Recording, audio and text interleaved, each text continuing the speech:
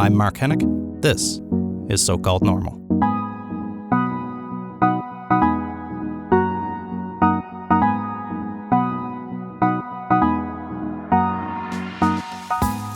Hey folks, welcome to So-Called Normal. I'm Mark Hennick. Today on the show we have Dr. Bill Howatt. Bill is the Chief of Research for Workforce Productivity for the Conference Board of Canada and the President of Howatt HR Consulting. I wanted to have Bill in to chat about workplace mental health in particular, and we've had a couple of guests on the show so far to do this because it's an area where there's so much exploration. I mean, people spend more waking hours at work than pretty much anywhere else in their lives. So if mental health is going to intersect with anything, it's our jobs and our what we do with our lives every day.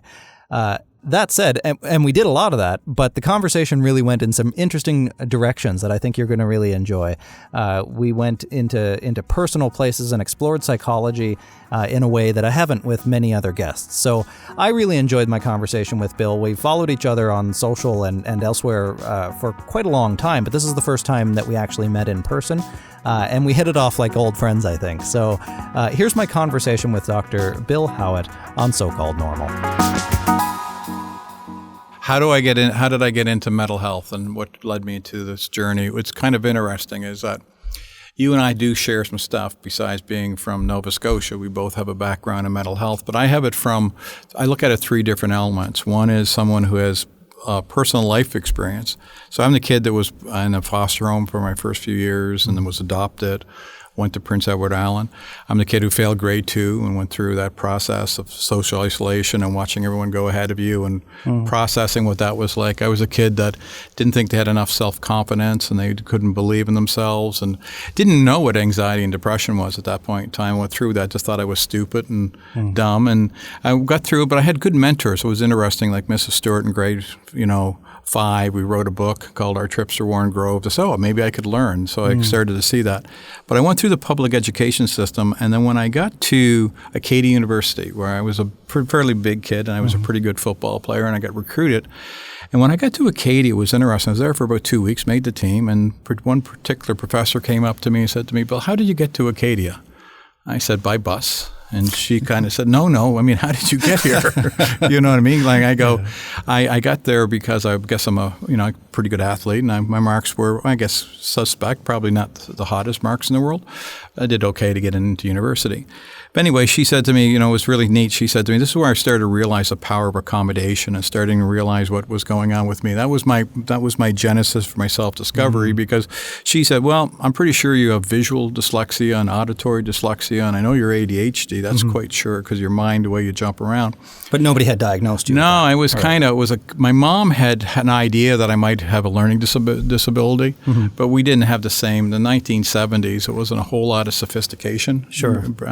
What was your mom's background? What did she do? My mom was a stay-home mom. Okay. And my father was a bartender. So they were the most influential role models and my best role models I had in my life. Dad gave me values. Mom gave me hard work. And together, it was kind of neat. So what happened to me, Mark, was when I went through that experience, a light went on for me and I realized, hey, this kind of process that I can be different but can fit in. So this particular professor was basically said, I'm going to help you. And she did, and she stuck to her word. And then I graduated from Acadia, my first degree, and I could realize, wow, I could learn, I could read, I have accommodations. Then I started to deal with football, really helped me with my self-confidence, self-esteem, and because I had never really dated much, I haven't been around people, I just thought I was dumb and stupid.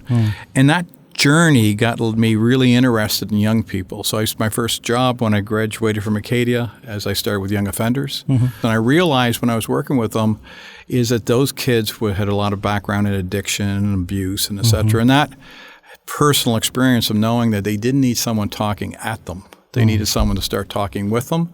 That really got me passionate about, this thing about mental health. I have some personal experience. I didn't really know what the heck it was.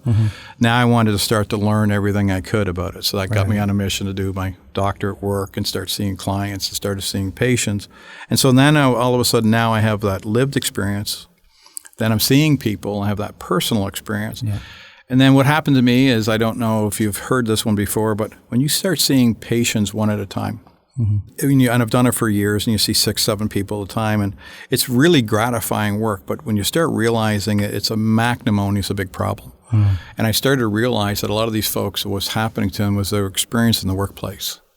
A lot of folks were coming who were having challenges from the workplace. And I said, okay, this is a really big anthill, and this is a big problem. Before we were really even talking about the big mental health crisis. Right. How long ago was this? 25 years ago. Wow, yeah. Right? Yeah. I started to identify it. So then I went off to want to teach in the university and college and started to develop programs and start teaching and started to focus on counseling behavior.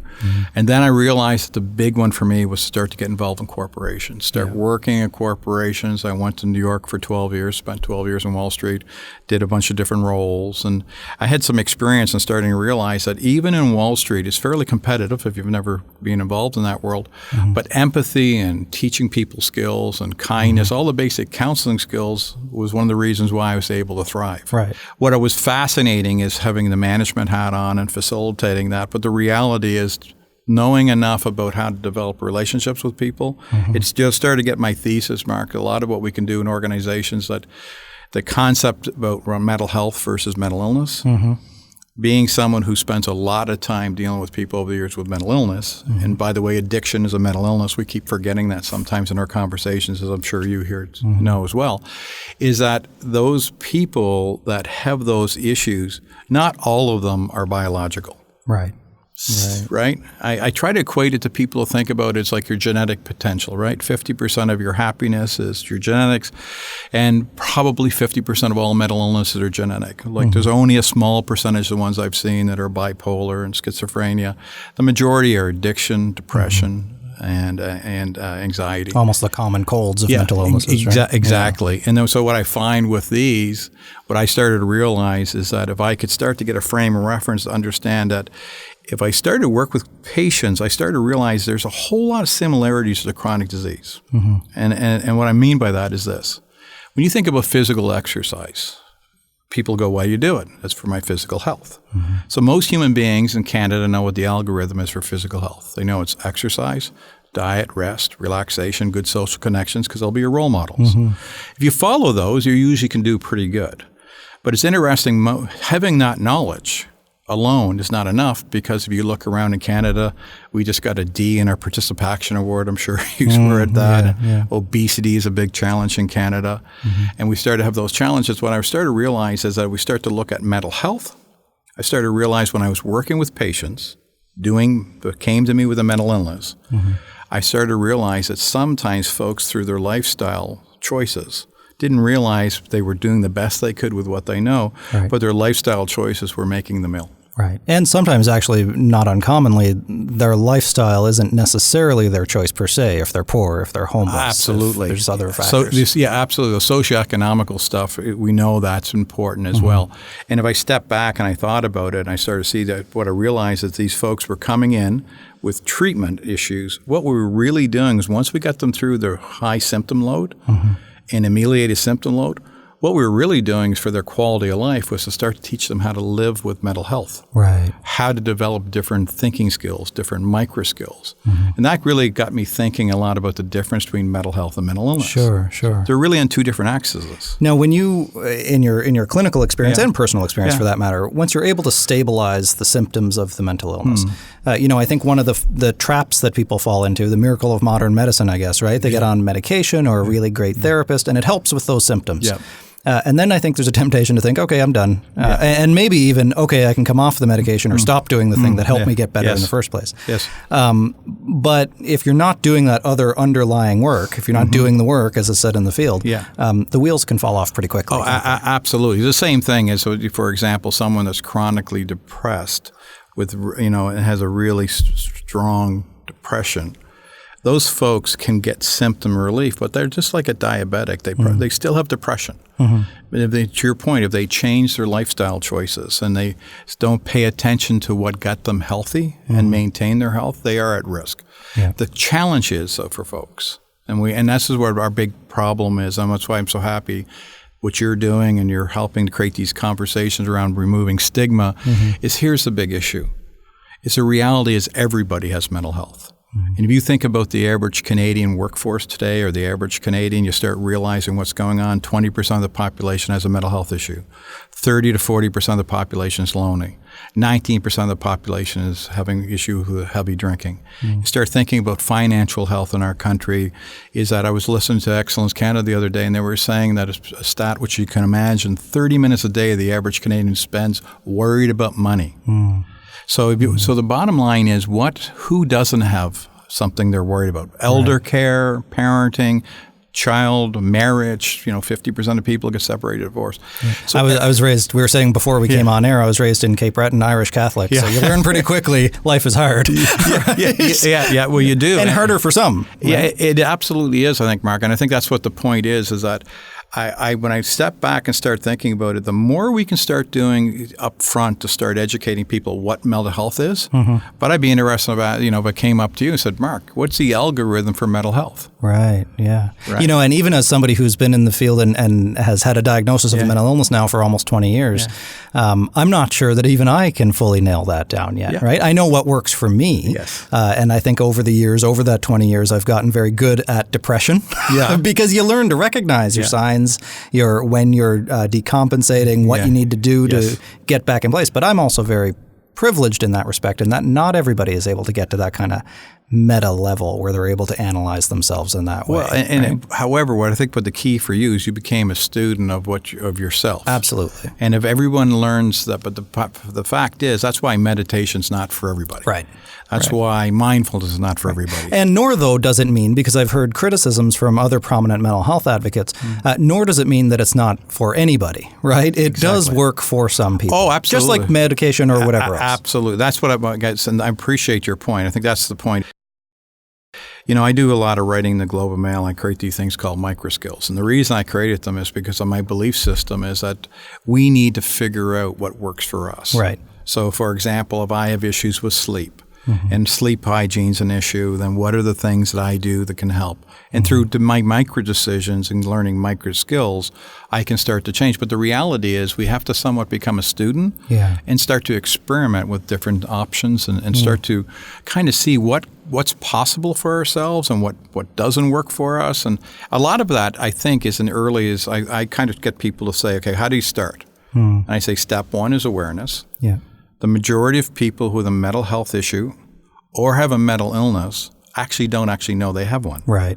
Or they'll actively deny it. Absolutely. The people who are in pattern behaviors like addictive disorders, they'll have lots of denial because sometimes they actually know because they're going through physiology symptoms. Right. But, someone who was dysthymia, this low-grade depression, like that rock in the shoe, Yeah, they just wet blanket on you all the time. Yeah, they just get used to. They think that's just their normal. It's like the person puts 75 pounds on. They go, "Hey, this is me for the rest of my life." You get used to it. It's like again. I don't know why I'm bringing Cape Breton up so much. Maybe because we're fellow Nova Scotians. But if you cook a lobster in cold water, it'll suffer longer. As the water heats up because it acclimates to the water, right? And I think of that all the time. That if you encounter a trauma, an acute trauma, then it might be very obvious very quickly that you're struggling. And everybody seems to understand, that person's struggling because they went to war or because they're in an accident or robbed or whatever. But people don't always realize that when you've encountered a lot of adverse childhood experiences or complex or intergenerational trauma, that's a lot more difficult to unravel, right? Because it has taken place over the course of your lifetime. Right. So how then do you how do you help people gain insight when they're not necessarily at that point yet where they're able to acknowledge that they're struggling? It's actually a good point, a good question. I think one of the big challenges is how do they actually, where's their awareness come from? So sometimes people will just start to realize themselves, it's kind of like, I have some things aren't right, and they start talking to someone and they get educated about what the options are, and they say, well, maybe you need to talk to someone who specializes, and go talk to my GP, or I'll go talk to someone. So the proverbial breaking point or rock bottom or whatever it is, or moment of change. And it's somewhere like I don't quite know who to talk to or how to go to it. What people keep forgetting is when a person is having that experience, they're spending a lot of time in their emotions. Sure. And when you're caught in your emotions, almost like a switch that flips. Like if I go from my broker's region over here to my emotion region, I don't think the same here as I do here. So I can't actually overhear when I kind of switch flips. I kind of try to explain to people like this, like road rage, right? You're driving down the road and someone cuts you off and you're here. And you go, someone just cut me off, and your brain flips and go, oh, I should run the bastard over. And then you go back up and go, that's not a good idea. Right. And then you go back down here and say, I'll give him a finger. And you go back up here and you say, no, that's not good. So we're going back and forth between this. And those automatic thoughts, when you get stuck here, and from your experience, the same thing with suicide ideation. You get over here, you start actually believing it. And that's exactly the example I used in the TED Talk, and I talk about this all the time too, that's normal to switch back and forth and all this, but then you probably get to your office or home or whatever, and a few hours later, forget about that guy who cut you off entirely. That's how, quote unquote, normal people operate.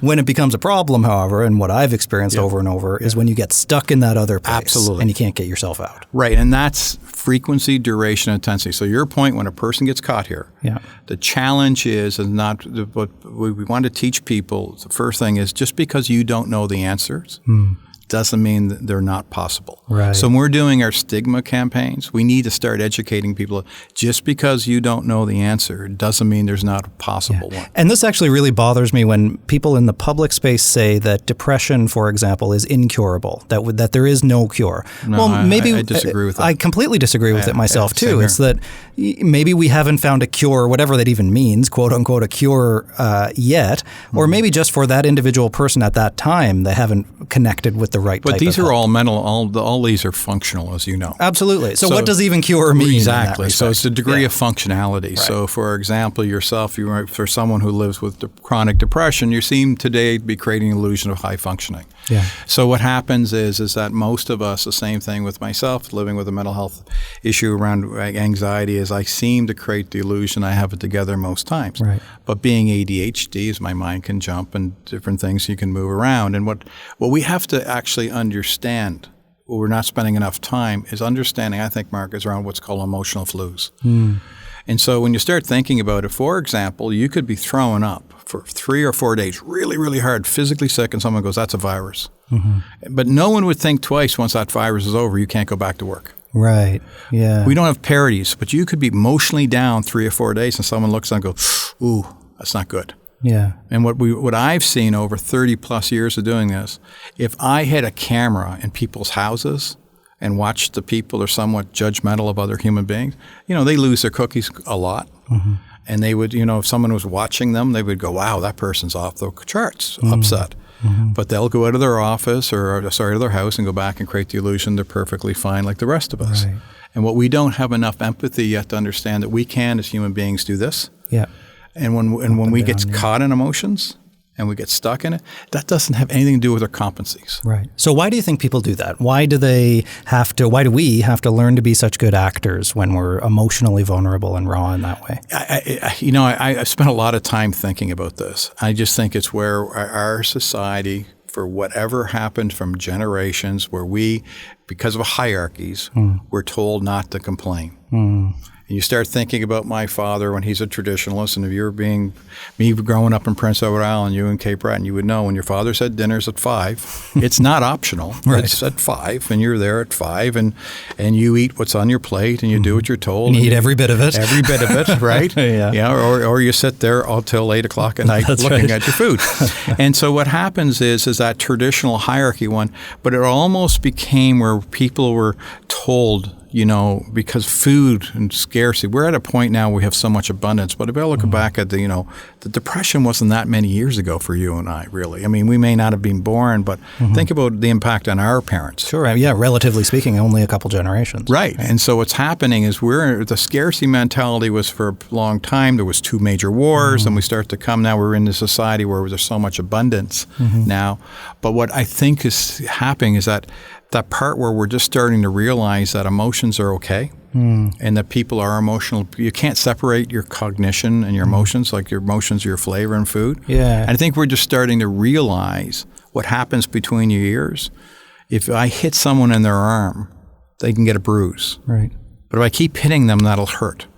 The same things with, for example, respectful workplace violations, bullying that's happening, occupational health and safety changes. We're starting to realize, mental injuries happen. Yeah. You don't need to have a mental illness to have a mental injury. Yeah, yeah. Do you know what I mean? Yeah. But you can get better. I want to come back to this idea that you just mentioned around scarcity mentality, because I've been writing about this recently for my book, and this idea that I think it's connected to the idea of why we have to hide, or why we feel like we have to hide our struggle from others.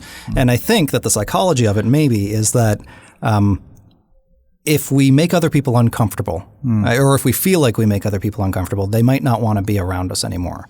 And real, authentic human connection is so scarce, and it's what we actually want the most as isolated, depressed, or anxious people. You're right. That's our biggest fear. If I make them think I'm weird, they're going to leave me, and that's what I don't want. So I have to act normal so they don't leave me. And I think I think you're on the right track. And I mean, I don't know if I'll get to fully realize and to articulate what you're thinking around the scarcity mentality, but I think the social isolation piece. Right. I'm leading a study with the Canadian Mental Health Commission of Ontario, and one of the things we're doing is looking at the impact of loneliness in the workplace. Right. And I think if you think about it, the research actually for millennials is that they'll actually put loneliness more something they're more fearful of than losing their job. Sure. Right? And so that whole concept of social acceptance, but it's interesting in your peer groups.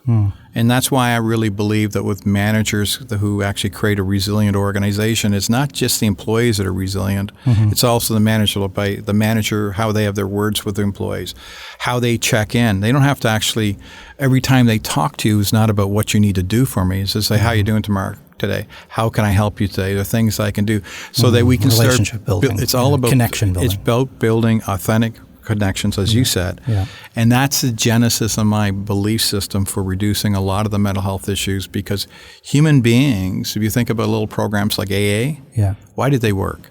Right. People helping people, people believing in people. Or even faith communities or other kind of connection-based places. Right. And I think what's happening is the challenge is, this technology, and it'd be interesting what you think about that, is the technology is that people are getting so much connection and think they're so isolated. They sit there and they're on their phones for hours and hours out.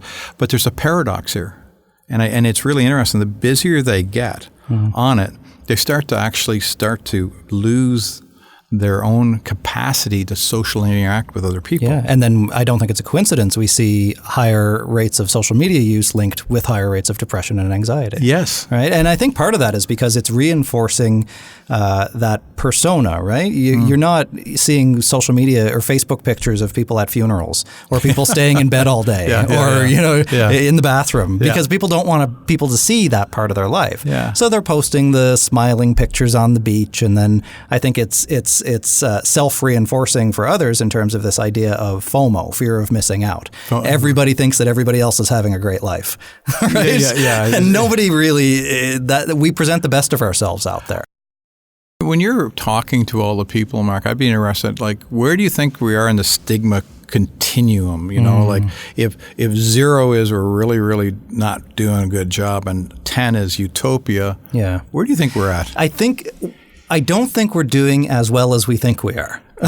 Good. And by that, I mean, I think that there's been a big uptick in awareness in the last 10 years. In part, the work that Bell Let's Talk has been doing in Canada has really, I think, made a difference in general level awareness. I would agree. Now, that said, however, anybody who looks at all the glossy fundraising brochures for psychiatric hospitals and all that kind of stuff, I would challenge them to go visit a psychiatric hospital. One of the ones that are pretty much everywhere in Canada, not one of the nice, newly designed, cleaned up ones. They're not always the most progressive, warm, friendly places, right? And especially if you're in a small town without a whole lot of services, or that still have, the bars and the cages and, the Butterscotch Palace. The Butterscotch Palace, as it was known in Nova Scotia. So these places aren't the most conducive to recovery from a recovery-oriented system. So I think in that respect, and actually also there are certain mental illnesses that are still, we haven't cracked the nut on. I think suicide I still consider as an offshoot of mental illness. I think that's still people don't understand that, and they're still afraid to talk about it. Bipolar disorder, psychosis in particular. So I think there are some that we haven't come. Well, this edibles is going to be a big challenge for increased psychosis. A lot of people don't realize is that with the THC levels, when people start, digesting over 30, 40, 50, 60 milligrams, what they don't realize is there are actually three elements that's important. One is your physical size, stature will play a role in your other conditions. Your mental state will play a big issue. And your history of using will be an issue around any levels of tolerance. And I think what you're going to find is like those policemen that were experimenting in Toronto, and they had a chocolate bar, and they ended up. My experience with psychosis, and you've probably seen some of this from your own experience and others, is that a lot of people end up in trees and other things that are quite odd. But I agree with that. Is that there's going to be more for young people. I'm particularly worried about this, and I'm spending time talking and educating employers about it. I think suicide too. You bring up a good point. It's interesting. We're still not talking about it enough. I was talking to someone the other day, and I said, there's 11 people die every day in Canada, and between 200 and 250. There's every 10 seconds someone takes their life on the planet. And so you start thinking about the magnitude of why. And my belief system, after being a practitioner, I've dealt with people who shot themselves in the face and all kinds of stuff that have the after fact go, wow, I'm glad I'm still here. Right. But a lot of it is we haven't yet taught people the basics of how they manage their emotions. Right. And I think that we fall down that trap of that social isolation becomes internalized, and then it almost takes on a self-reinforcing pattern of its own, that then we collapse into ourselves and we isolate But ourselves. What's a more important competency, Mark? See, 2 + 2 is 4. We need math for something. We need reading and writing for something. I'm still perplexed why the concept of how to be a happy human being is not in our curriculum from day one. Or even how to manage our emotions. Like everybody knows that people are born feeling emotions. That's always been the case. But we're never, and I could certainly say I've never been actually formally taught, well, this is what anger feels like and this is how you deal with it. Or this is what sadness feels like. And these are the quote unquote normal things that can be helpful, right? We don't get those kinds of skills, even though those kinds of skills do exist. Therapies like cognitive behavioral therapy, for example. That should not be something accessible only when people are very sick and administered necessarily as a treatment. That's basic life skills that everybody should have within a cognitive behavioral therapy. I agree. That's one of the reasons why I created programs like Pathway to Coping, et cetera, is to get these skills upstream. I'm convinced a lot of people don't have the basic microskills that will help them live a happy, healthy, productive life. Well, and then we wonder why we haven't really cracked the suicide nut yet either, why suicide rates aren't going down. And I think that the approach for suicide prevention almost everywhere has been to line up more ambulances at the bottom of the bridge and to, means restriction, it can be a part of it. But you're already behind the 8 ball if that's your suicide prevention strategy, right? If you're waiting for people to get suicidal before you try to prevent their suicide, you're already almost too late. You need to move way further upstream in terms of basic skills. Oh, absolutely. And there's a lot of stuff will happen before suicide ideations. Right. Those suicide ideations, a lot of people don't realize they can be super spontaneous. Right? You can have a breakup and that get caught in that trap. And one day you're healthy and the next day you're attempting to take your life. People don't realize we're very fragile human beings. There's a really fine line. I've heard this old expression, we're 3 meals away from having a revolution.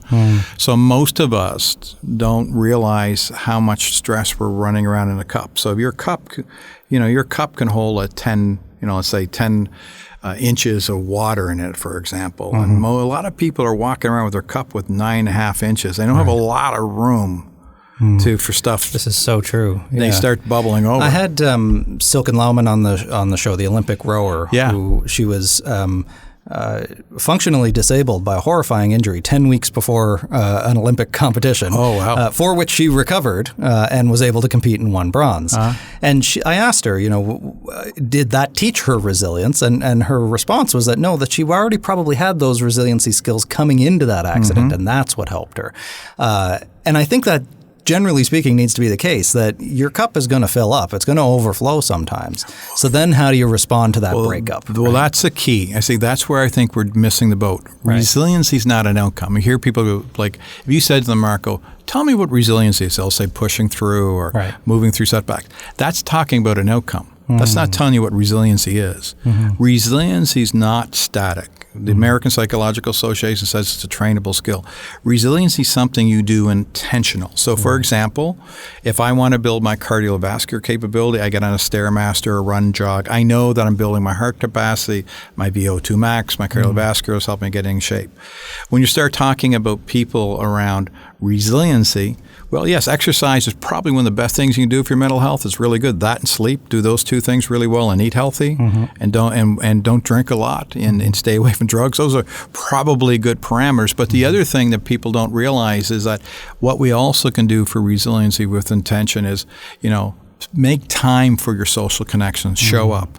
Do some volunteerism, give help. We know that people who help other people and acknowledge other people are healthier and happier people. You know that. It's not just about getting, it's about doing. Right. Something that I've noticed in the mental health community over the last few years, that sometimes it's a difficult message to deliver that people's mental health is partly in their, and I think a big part of it, in their control. Because I think sometimes, especially when people are symptomatic, when they're actively struggling, they interpret that as being blamed for their illness, that they haven't done enough to stay mentally healthy. How do we get around that? Because I think what you're saying is true. You can't just live your life however you want and do every unhealthy thing and expect to continue being healthy. So how then do you, I guess it comes back to that question about insight. How do you get around that barrier of saying, no, I'm not blaming you for your illness, but you can actually do things to drive your recovery? The person, when you ask that question, it jumps in my head, is Dr. William Glasser's work in choice theory. He was one of the early theorists that I looked at, and I became a faculty member of his in California, started studying. I remember him telling us a story one time, and it's worth sharing because it's relevant. He was working with the Veterans Affairs and working at a psych hospital. And he said one time he's watching people, and he was using, back then with apropos, used the word crazy, which we don't, but gallows humor, said people were behaving not appropriately, and they were acting out. And he said, well, I'm going to take a line. He took a line, and he said, and took all the video games, and not video games, they wouldn't have that back then, the pool table and ping pong, whatever the heck they had back in the 60s. And he basically said, no crazy behavior past this point. And he noticed the people who were really, really ill were able to actually change their behavior because the need to want to be able to play a game or socialize on the other side was more powerful than the behaviors. So he started to come up with this concept around it, and he looked at Rotter's original work in the 50s around locus control. And I think that's what people need to learn, is that we don't teach people about locus control. And the challenge is that when we're caught over in our emotional part of our brain, it's getting the support so that you can help get up to here. So as a cognitive behavioral therapist, I don't do magic. I just help a person move from their emotional brain to here. Right, to their more cognitive controlling brain. Then start teaching them how they can get self-control, and teach them locus control, teach them that they can take control of their own life. Now, saying it and doing it are two different constructs. Because we got to remember, Mark, when people come to my office, they're normally not happy. Right. Sure. They don't come to you when they're doing great. Yeah. Right? They're usually really, really emotional. Yeah. And so what we do is we need to help them move through their emotions because they're real. They need to hear their emotions so they know they're heard. They need to go through their own process. But the point is that I say to people, I do talks the same as you, and when I do my keynotes, I actually ask employers, because they're usually the ones sponsoring me, who owns mental health, the employer or the employee? And the right answer is the employee owns it. The employer can support it and facilitate it. Right. And that's the message we need to start getting. And you're right, because that whole thing, when you get over here, when you're already scared and you don't know what to do, you can feel helpless. Well, and this speaks to, I want to come back to accommodation, which you mentioned, but There's this old idea in developmental psychology and learning theory around this idea of the zone of proximal development, where you are, basically there's a bubble around you, and you can do so much so much change within that little bubble, and that anything outside of it is probably going to lead to failure to increasing degrees. So if we can identify where the person is, take small enough steps within that bubble, then you can move the bubble up gradually. And we have to educate them that failure is a part of the process. Exactly, and that's just information that tells us, well, maybe we stretch too far, but we can manage our goal a little bit closer. So to come back to accommodation then, you mentioned that when you were in college and this professor acknowledged that you might have been struggling. What were the kind of changes or accommodations, well, first of all, what were you struggling with, and what were the kind of changes or accommodations that professor helped you to identify? So I couldn't write, and I had difficulty reading. So I was reading probably a sub-grade 8 level, and being dyslexic, I couldn't put together sentences. And I've written over 60 books and 300 plus yards. Sorry, did you say 60 books? Yeah, over 60 books and over 300, 400 or 500 articles, whatever it is. And I need an editor all the time to show the reference. So I'm not cured of that. Neurological issues are neurological issues. But I will tell you that one thing they did for me is I got oral exams. I got one-on-one tutoring. I got other people's notes. I got a study partner. I got the support of Landmark East, was down the school. They taught people with dyslexia different strategies. So I was given tools.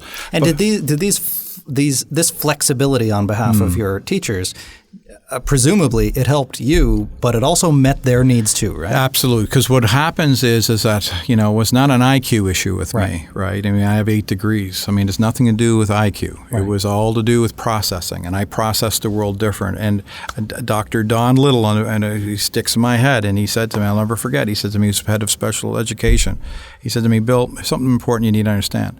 He said, for the rest of your life, you'll have an editor. Okay, now move on. Now go do your work. Acceptance and change. This idea that this is just a reality. It's just like the same thing as if you're a person and you have lost your leg. You learn how to accommodate and you can go ski. It's getting understanding and not resisting and being. And what happens, I don't know, I'd be interested in your reaction. Someone asked me, Bill, why did that accommodation work that day for me? Why did that change my life? And I said, well, when you have a good mentor, you need to be ready and and I was vulnerable. And I was ready to accept help. And I think that sometimes we have to realize is that not everyone's going to be ready the first time. Right. We want to keep rolling the buses and let them know you're there.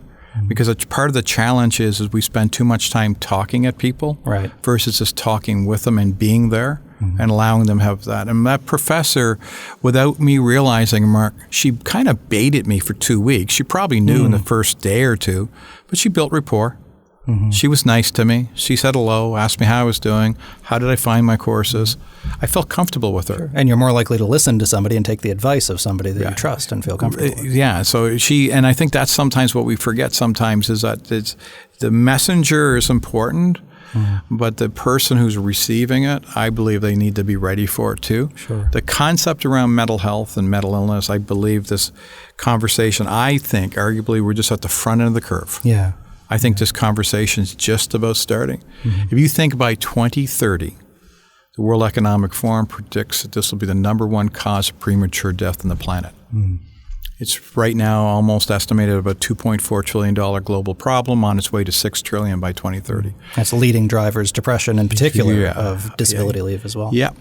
And so I think what we have to realize is, I do the same things. We talk to a lot of senior people, the two of us, and I think to them, I say, without mental health, you have nothing. That's one of the reasons why, Mark, I don't actually promote mental health strategies anymore. Interesting. What I focus now is on the employee experience. What's the gap between the employee experience? Because the reality is, you tell me, and you're a smart guy, and you're very analytical, so I listen to you, is what isn't mental health? So, for example, through the employee's life cycle, when they walk in the building, is it flexible? Do I feel good about my pay? Do I like the people I work with? My training and my development?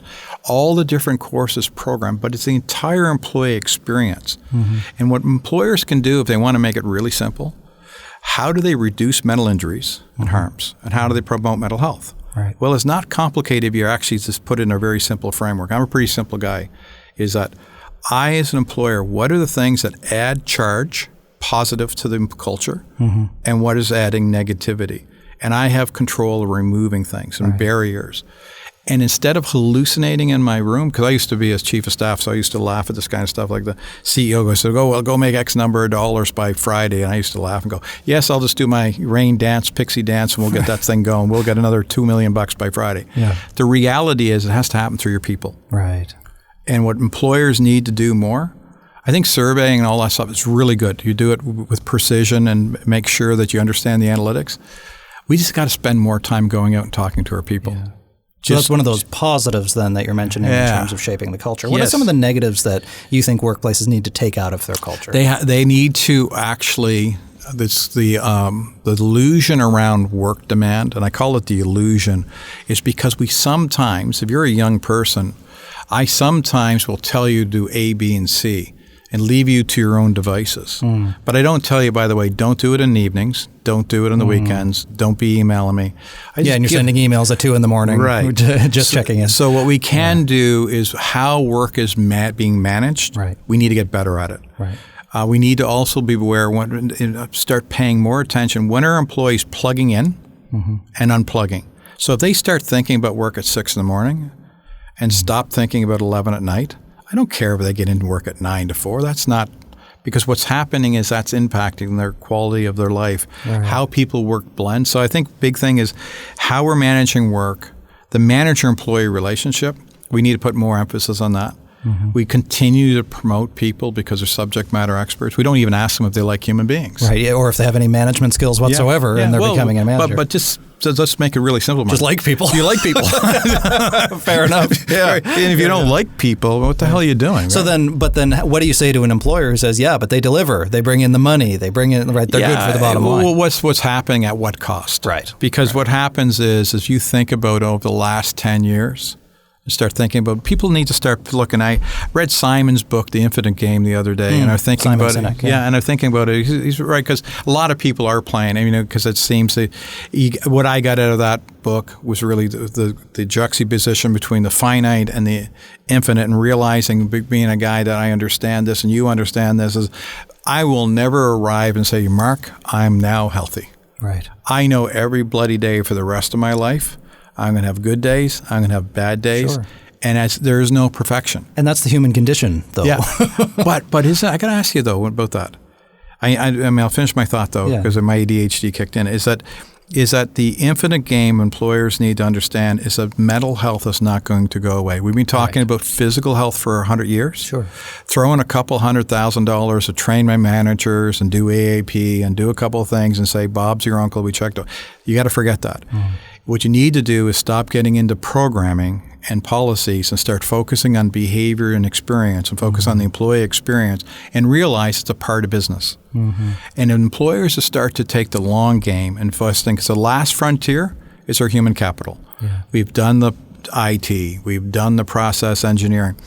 The last resource that matters, that will predict business success, is of people. And if you look at the last 10 years and look at businesses, isn't it interesting how the average life cycle of a business now is? Is that 80 and 90% of them after they're gone within 10 years? So do you think then that safeguarding the mental health of their employees will eventually just become a competitive, I guess, will the evolution of it mean that people who don't do that are going to be I'll flip it. You do this all the time, Mark. Without mental health, what do you have? Right. Nothing. And so the reality is us thinking that this is just something that people like Mark, who tells a story about jumping off a bridge, and Bill, who talk. No, it's everybody. Yeah. And what we have to start doing is realizing this is a universal thing, just like oxygen. And if we can start taking it really serious and creating a place where people want to be, a good question for you to ask employers, say, what percent of your employees come to work because they want to? What percent come because they have to? And if you say 50-50, is that good enough? So the question is ultimately, when you start thinking and when you're being strategic, I think we become too tactical. I think there's an app for this and there's this. Oh, we're going to give you a brand new app. That's going to change your life. It's not going to change everybody's life. It might help somebody. So I believe in online cognitive behavioral therapy. I think it's great for some people. Sure. I think meditation, for example, is great for some people. I think what we have to do is start realizing is people's experience of totality, and that all of us have the same existential crisis. Yeah. It's about how do we feel in our own skin. Right. So how do we help people then to, given the vast amount of diversity between people, everybody brings something else to the table. Yeah. How do we help them, or how do we shorten the period of time it takes from struggle to getting whatever resources might be that works to them? You know, we use this analogy of darts and a dartboard all the time when it comes to medication and mental health. Yeah. But it's true with therapists too. You can encounter one therapist and it might not be a fit at all. No. But then so many people just leave out therapy isn't for me. No, that therapist isn't for you. That's a different thing. So I think that's the key part of this. Like I try to use a little model, Mark. I use awareness, accountability, action. So I think to your point is what do we need when someone has a challenge, whatever their challenge is, become aware of where they fit on that continuum and what it means, and be clear that there's help. And actually understand that. Then move to accountability and okay, so now what's my responsibility? Like when we had a daughter went for open heart surgery 8 months, we decided to become kind of very knowledgeable about heart surgery. So we started to wonder what was that going to be like and what her recovery, what would we do, how do we offset infection? We had to become smart. And a part of your accountability is to start ask questions and learn. And I think one of the things about therapists, I'm so glad you said it, it's therapy works when there's a trusted relationship. Period. The end. And most forms of therapy work more or less the same, with a bit of an advantage for CBT. But and depending, I mean, CBT is okay. I mean, I like it. I'm a cognitive behavioral therapist, but there's other techniques that are out there that are there. And then I think that last part is action, is setting expectations. I think the big one we have. It's kind of like, you know, I went to my doctor and I'm 56 years old and I went through my physical. So you got young guys that don't work. So I put a bunch of weight on. I had my doctor say, oh, Bill, you got to lose all this weight. And I realized I said to myself, okay, how much do I have to lose? And she said, oh, 45 pounds, 50. I go, really? I go, really? She goes, yeah, you know, you were a big guy. Like I was up when I played football, I was up pretty heavy. So I slipped up to weight. I said, oh, okay. So, and then she goes, I go, how are you going to go about it? I said, 1 pound at a time. But I know what I'll do. I'll set my plan now, and I'll have it done within 12 months. Would that be okay? She said, perfect. And so my plan is I worked knowing that I just have to pay attention to what I'm doing every day. But I realized this time in my life, I'm not on a diet. I've actually realized it's lifestyle. Part of it is if you travel like you do and I do, and you take clients out, it's easy to eat and it's easy hotels to do and hotels and all that. So it's right now what I've done is I've created a routine that I, more vegetables, more exercise, more water, more green tea, not coffee, like little lifestyle micro decisions. And that's, I think why I'm saying that to you is that all of us have to realize is that we're all works in process. Sure. I make my living by helping people.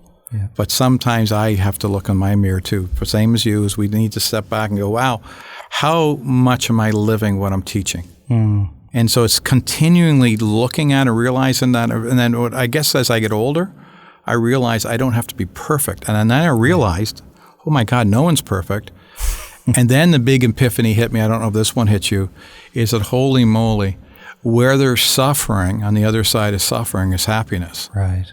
And I'm starting to really realize that we've not actually helped people understand that suffering's a part of being a human being. It is, and that, the darkness makes the light so much brighter. Yeah. You appreciate it so much more. Yeah, and I think that's what my big learning has been the last few years. I'm starting to realize is that even my own life, when I've, had some health issues and that, and I got a brain tumor when I was 50. Yeah, and it was a carcinoma. It wasn't killing me, but woke me up to realize how fallible we are as human beings, the stress of having brain surgery and going in MRIs and all that kind of stuff. And I thank God haven't had brain surgery yet, but I have to go every year to find out if I need brain surgery. And what I realized is that I can get really worked up about things, but I'm starting to realize is that I can only control where I put my focus. Yeah. And I can only control what I decide to teach myself. Right. And if I don't know, there's a whole bunch of people out there that are so excited about wanting to help me. Yeah, and this is, I think, the case too to bring it back to workplaces. Yeah. Lots of companies, managers, CEOs, they say they don't know where to start. It's a great idea because they've heard all this high-level awareness about mental health in the workplace. Yeah. But it's this, the national standard for psychological health and safety in the workplace. It's such a big thing. Where do I start? Well, start where you are, and make a plan. Well, it's funny you say that. I'm the chair of the National Standard on Impairment, who's going to be, and I'm on the oversight that oversees that CSA. And when I was looking at it the other day, someone said, "Bill, where do you start?" Yeah. They said to me, "Where do you start?" And I said, "One, say it's important, and continue to say it's important." And keep asking questions if what we're doing is working. That's your job, senior leader. Say it's important and keep asking questions, not just to the people. Ask every Betty and Sue and make it a priority. Just like your micro decisions and changes, it has to be a priority. Then get a really good baseline. And don't assume that you're not doing a lot of things that are good. Yeah, you probably already are. You are. Right? But find out what's working. But I find, here's one of the challenges, and you probably notice this too. You go to organizations that are fairly progressive, and they go, yeah, we have 35 programs. And here's what I say. Good. I'm just curious, when are employees given permission to use your programs? Yeah. When do they use your programs? Right. And how often do they use them? Yeah, and then their EAP access is single digits. Then nobody's using the services they have. Yeah, because they actually don't know what the value benefit is to them, because we haven't, and by the other thing we haven't done either, we haven't even taught people how to do behavioral change. Right. So we say we're going to do change all the time, but I know when we go to organizations, like for example, I do a behavioral-based program called Impact, and we'll take 15 organizations on a journey for 2 years at a time, and they'll come together and we'll create that collaborative team, and we're very behavioral focused on how we get from A to B. Now, after doing this for so long, and I realized is that these solutions, the part of the challenge, what frustrated me, it costs a lot of money to hire someone like me or you to go into an organization. So I wanted to create the SaaS model for how to do this to drive price way, way, way down to make it accessible to everybody. And what I'm learning, the more we're doing it, the more we're learning and doing it, there's very specific behaviors that if you just focus on a few things and do them well and keep going back to that well, you don't have to make this complicated. And one of the biggest things that I find a lot of people don't understand is how when they're going to actually do anything, is that there's a part where they have, if they think about they have 100 employees, and there's 4 things that are going to happen. One is that the employees are going to have some expectation of when you say you're going to do something of what that looks like. And that expectation will impact their perception. Their perception will impact their experience, and their experience will impact their reality of how it's working for them. And the expectation gap we don't often check. So we're too busy throwing pizzas out the window versus taking a group of employees, say to them, hey, Mark, today we're going to teach everyone how to wear black shirts like you are. And this is what we're going to do, and this is why we think it's a benefit. Do a little focus group like a Nelson does. Does this language make sense? Does it sound silly to you? Make sense? Okay. Tell me what we think we're going to do. Get them on board. Say, okay, great. So we're going to go launch this to 50 people and learn how to do it. And once we learn how to do it, you're going to tell us and coach us, how do we actually make sure it's working? What are the metrics of success? Here's what the employer thinks metrics of success is. What do you think it is for an employee?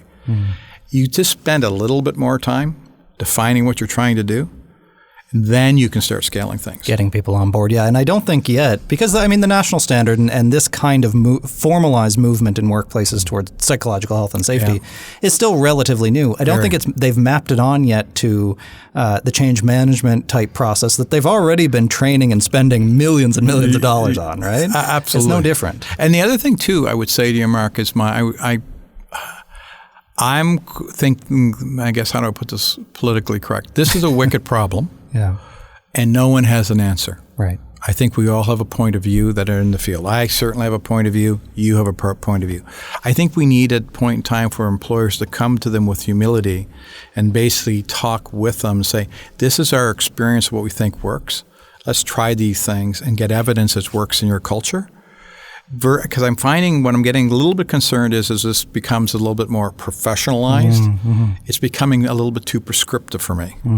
And where we're coming and say, thou shall do, you do this, and you do that, and you do this, and you'll do this. Right. Well, I look at the outcomes, health outcomes, and the health outcomes aren't, you can go to 4 different organizations, do the same thing. We haven't yet got what I call scale and replability yet, right. Where we can replicate something over and over and say, in other words, pat your elbow 12 times, pat your head 5, and then your belly 4. That will get you going, brother, sister. That we don't have that yet in mental health yet. Nor will we, I think, because that's the point. Again, everybody's different. And if we get to this place where where people aren't doing the deep learning of what needs to be done, in other words, they're taking the prescription, whatever it is, and then actually applying it to themselves, that deep learning beyond just the didactic, then it's never going to take root. They have to be able to internalize and we have to create that experience for the employees. Right. And I think so again, you basically said, I think earlier in this call, correct me if I'm wrong in our talk, is that, where do people learn these things? Yeah. We're not teaching people how to be healthy, happy human beings. Right. And what we're not doing is we're not actually making that a part of our criterion. What we're doing is we're categorizing people as strong or weak. Right. I don't believe that. And I know it for a fact because I've done this work for so long. I've seen some of the most strongest first responders you'll ever see. I was a first responder in shore search and rescue with the Coast Guard. And you see stuff. Everyone has a breaking point, right? I've seen people that are stress load, being super, super stressed on Wall Street, really, really top bankers, just walk out the door because they can't take it anymore. I think we all have to understand that nobody is immune from this. And what we have to, I believe, is not scare people with this. It's just say, hey, this is something we have an ability to develop. And I guess my challenge I'll ask you to think about when you're doing this work with people is that it's going to be yeoman's work to keep this conversation going. It's going to be really, really hard because what's going to happen is you're going to go to CEOs. And they're right now in Toronto, you wouldn't find with, civic action, all these great things. Lots of people are talking about it. I've been privileged with the Globe. They allow me to put articles out on this, and you get to do this. But what's going to happen if the results don't come? People are going to go, hey, what if we don't do it? Right, it'll run out of gas. Run out of gas. But we have to actually set the expectation as a flat or 1% micro changes of what we need to do. And the reality is if we don't do this, there's things that are changing. Population health is changing. Culturally, millennials and the Z generation, they're different than my generation. It's like I didn't even know I was allowed to have a point of view. Right? I was a point and go person. Right. And wait till I was 40, and maybe if I was lucky, I would get something. I'd be successful at 40. Yeah, once you have a job and a house and a marriage and all that stuff. Then I get to be the manager or something. Right, You don't become a manager in your 20s. What are you talking about? Right. Or your 30s, right? Or you don't get that. And so I think what happens is societal there's shifts. We're dealing with much more inclusion now. Yeah. And much more. I think it's just going to be yeoman's work to keep this going. I just hope we can get enough evidence for senior people to know that it's the right thing to do. It's good for their business, and we need to keep this going. What's the most compelling argument for you? We got to wrap up soon, but what's the most compelling argument for you that this is the right thing to do, that companies should focus on the mental health of their employees? I actually, it's interesting you say that. Because of Wall Street, I think what jumps in my head is because I'm used to thinking about it from the basic human capital productivity piece of it. It can save organizations a tremendous amount of cost, but more importantly, it actually can allow them so much more productivity. In other words, creativity. And that energy that actually drives organization. So the fabric of the organization is based, because again, as I said, without mental health, you're not going to have to be your full potential. You're going to have like a battery, it can be 100% charged or 10%. Then I go across the other thing is that is the productivity angle. I think the experience angle around people who feel valuable, connected to what they're doing, gives them purpose. Then when they leave work, they have purpose and they can take that to their community. I think employers have a really good opportunity to actually help inoculate people, to help them to want to go back and contribute to their community, do volunteerism, engage. And then I think the other part about it is really, it's besides being the right thing to do, my sense is that whole concept around health, around your mental health will actually mitigate your risk for chronic disease. It'll mitigate your risk for addiction. It'll mitigate your risk from all the other things we talk about, like loneliness and suicide and all those. So it's from a very much of a preventive thing because I don't know if we have enough good, healthy human beings to do all the things that we need, is because you continue to hear that it's harder and harder to get talent. Well, I think that's the last frontier. Is not just trying to get them in the door, but creating experience for them that they actually can, be the best version of themselves, and then teach other people how to do that. Yeah. Well, Bill, thank you for bringing people to that frontier, for pushing that frontier forward thanks for in the work that Mark. you can do. Where can people find you and what you're working on? Okay, so I'm a chief of research at the Conference Board of Canada. We do all kinds of stuff across Canada in the area of workforce productivity. So they can find us through the Conference Board. I also have a company called Howatt HR. We do a lot of work around employee experience. We take organizations through journeys of how to do this. We have all kinds of tools and processes. What I kind of get to my point now, what I'm really doing is I'm becoming a coach's coach, if you will. I'm trying to replicate what I know, and I'm trying to scale it so that people can actually have experiences that I believe that employers can actually have. Yeah. Great. Thanks so much, Bill. Thanks for having me. That's it. That's my conversation with Dr. Bill Howatt, the Chief of Research for Workforce Productivity for the Conference Board of Canada and the President of Howatt HR Consulting. Go check out Bill's other work. His articles that he writes that you heard us talk about for the Globe and Mail are incredibly insightful and practically helpful, which is what I like most about it. We mentioned in the conversation there how often companies, whether it's the CEO and the leaders and the bosses and managers, or even just the rank and file everyday employees, they often don't know how to actually implement significant change and meaningful change in their workplace with respect to mental health. But Dr. Bill gives lots of really practical advice in his columns and in the other work that he does, so I suggest you go check that out. While you're there on the internet checking out Bill Howatt, head over to Apple Podcasts if this is where you're listening today. Subscribe to the show, leave us a star rating, leave some comments. We'd really appreciate some more comments. If you scroll down to the bottom of the podcast there, I do read them and I love them.